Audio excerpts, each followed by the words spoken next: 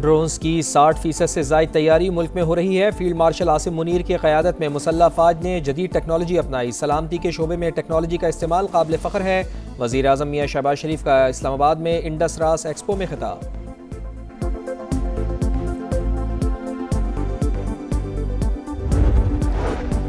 Monsoon نے خطرے کی گھنٹی بجا دی، لاہور ڈوب گیا۔ موسلادھار بارش کے بعد صورتحال خراب، کئی علاقے پانی پانی۔ گوجرانوالہ میں دوسرے روز بھی طوفانی بارش، مختلف علاقوں میں پانی جمع، ٹریفک کا نظام درہم برہم۔ فیصل آباد کی مرکزی شاہراہیں تالاب۔ پنجاب میں بارشوں کے 22 حادثات، 8 اموات، 30 سے زائد افراد زخمی ہو گئے۔ 24 گھنٹوں کے لیے ہائی الرٹ جاری۔ خیبر پختونخوا میں دھواں دھار بارشوں سے تباہی، 3 روز میں حادثات میں اموات کی تعداد 18 ہو گئی، 19 زخمی، مرنے والوں میں 4 بچے اور 4 خواتین بھی شامل۔ 6 مکانات مکمل تباہ، 22 کو جزوی نقصان پہنچا۔ پی ڈی ایم اے نے اعداد و شمار جاری کر دیے۔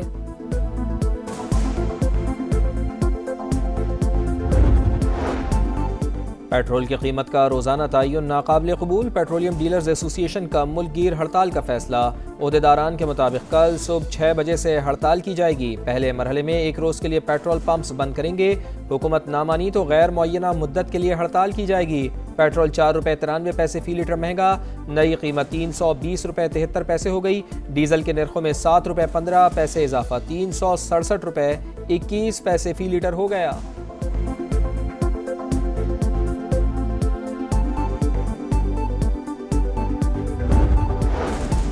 یمنی حوثیوں کی سعودی عرب کو دھمکیاں، پاکستان کی شدید مذمت۔ تجارتی بحری جہازوں کو نشانہ بنانے کے بیانات علاقائی سلامتی کے لیے خطرہ اور ناقابل قبول قرار۔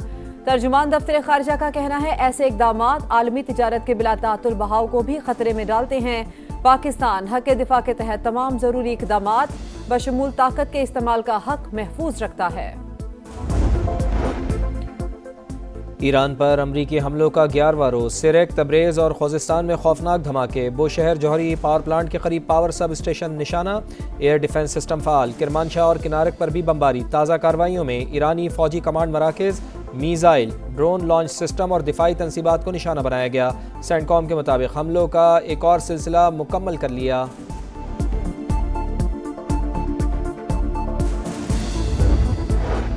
ایران کا بھرپور جواب، اردن اور بحرین میں امریکی تنصیبات نشانہ۔ الازرق ایئر بیس، شیخ عیسیٰ ایئر بیس پر حملے کیے۔ کویت کے الاحمد الجابر اور عارف جان ایئر بیس پر بھی ٹارگٹ کیا گیا۔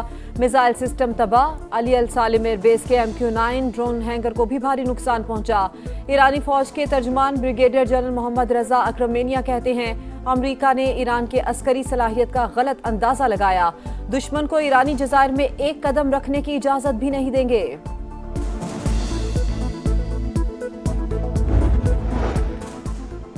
امریکہ ہر وقت مذاکرات کے لیے تیار، ایران سنجیدہ نہیں۔ امریکی وزیر خارجہ مارکو روبیو کی منیلا میں پریس کانفرنس۔ بحری گزرگاہوں کی بندش بین الاقوامی تجارت کے لیے خطرہ قرار دی، کہا آبنائے ہرمز پر ایران کا کنٹرول ایک خطرناک رجحان قائم کرے گا، صورتحال کو نظر انداز نہیں کیا جا سکتا۔ امریکی صدر ٹرمپ کی سعودی عرب سے تاریخی جوہری معاہدے کی منظوری۔ وال اسٹریٹ جرنل کے مطابق معاہدے کی مدت 30 سال، سعودی عرب کو جوہری ٹیکنالوجی تک رسائی ہوگی۔ سعودی عرب پر یورینیم افزودگی کے دروازے کھل سکتے ہیں۔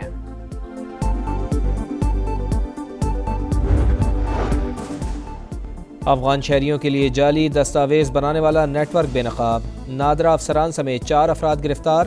Assistant director NADRA Inam ul Haq, deputy assistant director Fayyaz Ahmed شامل۔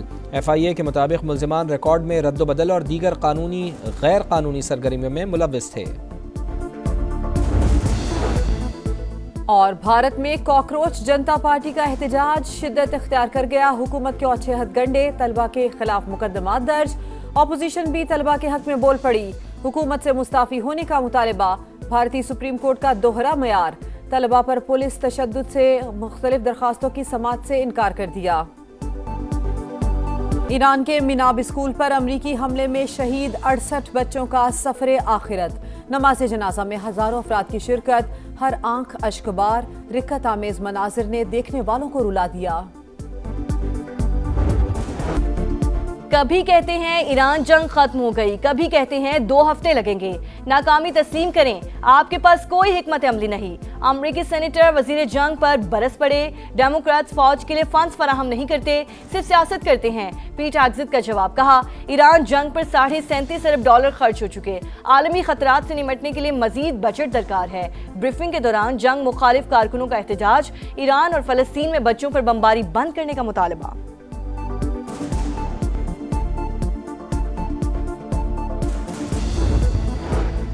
برطانیہ میں حکومت بدلتے ہی پالیسی بھی تبدیل، وزیر اعظم اینڈی برنہم نے ایران پر حملے کے لیے برطانوی بیسز استعمال کرنے کی منظوری دے دی۔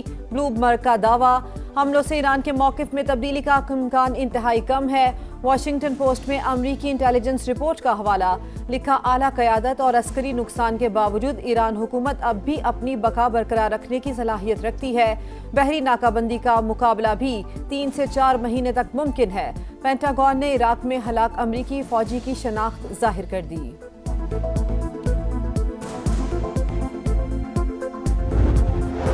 نائب وزیر اعظم اسحاق ڈار کی منیلا میں روسی اور بنگلہ دیشی وزرائے خارجہ سے ملاقاتیں، قریبی تعاون جاری رکھنے کا عزم۔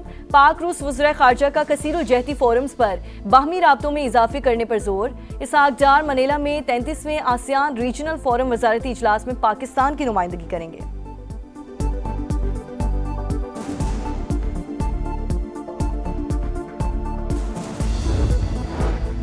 فتنہ الخوارج کی دہشت گردی کا نیٹ ورک بے نقاب، سہولت کاری میں ملوث مولوی ظفریاب گرفتار۔ خارجی دہشت گرد مذہب کی آڑ میں غیر قانونی مدارس کے فتووں کا سہارا لینے لگے۔ خارجی کمانڈر حکمت روشن رابطہ کرتا، جہاد کے نام پر بھتہ خوری سے متعلق فتوے لیتا تھا۔ مولوی ظفریاب کا اعتراف، خارجی سہولت کار اپنے کیے پر شرمندہ ہے، کہا فتنہ الخوارج کا اسلام سے کوئی تعلق نہیں، یہ غیر اسلامی اور غیر شرعی ہیں۔ افغان شہریوں کے لیے جعلی دستاویزات کا بڑا نیٹ ورک پکڑا گیا۔ کراچی میں نادرا افسران سمیت 4 ملزمان گرفتار، اسسٹنٹ ڈائریکٹر انعام الحق، ڈپٹی اے ڈی فیاض احمد، چوکیدار جنید احمد اور ایجنٹ عمر شاہ شامل۔ ابتدائی شواہد سے نیٹ ورک کے دہشت گرد عناصر سے بھی روابط کی نشاندہی۔ تحقیقات کے دوران مزید اہم انکشافات اور گرفتاریاں متوقع ہیں۔ بھارت میں کاکروچ جنتا پارٹی کا احتجاج شدت اختیار کر گیا۔ نئی دلی میں دھرنا جاری، مودی سرکار خوفزدہ، طلباء کے خلاف مقدمات درج، اپوزیشن کا پارلیمنٹ کے باہر احتجاج، حکومت سے مستعفی ہونے کا مطالبہ۔ جین زی کے گودی میڈیا کے خلاف بھی نعرے۔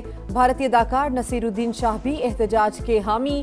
بھارتی سپریم کورٹ کا دوہرا معیار، طلباء پر پولیس تشدد سے متعلق درخواست کی سماعت سے انکار۔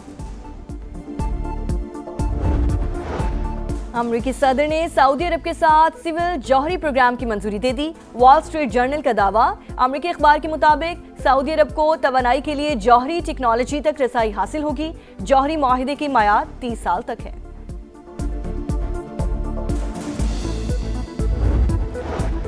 پاکستان اور ویسٹ انڈیز سلیکٹ 11 کے درمیان 4 روزہ پریکٹس میچ بغیر کسی نتیجے کے ختم۔ قومی ٹیم نے پہلی اننگز میں 455، دوسری اننگز میں 219 رنز بنائے۔ ویسٹ انڈیز کی ٹیم پہلی اننگز میں 279 رنز بنا کر آؤٹ ہوئی۔ محمد علی کے 5 شکار۔ سیریز کا پہلا ٹیسٹ 25 جولائی سے شروع ہوگا۔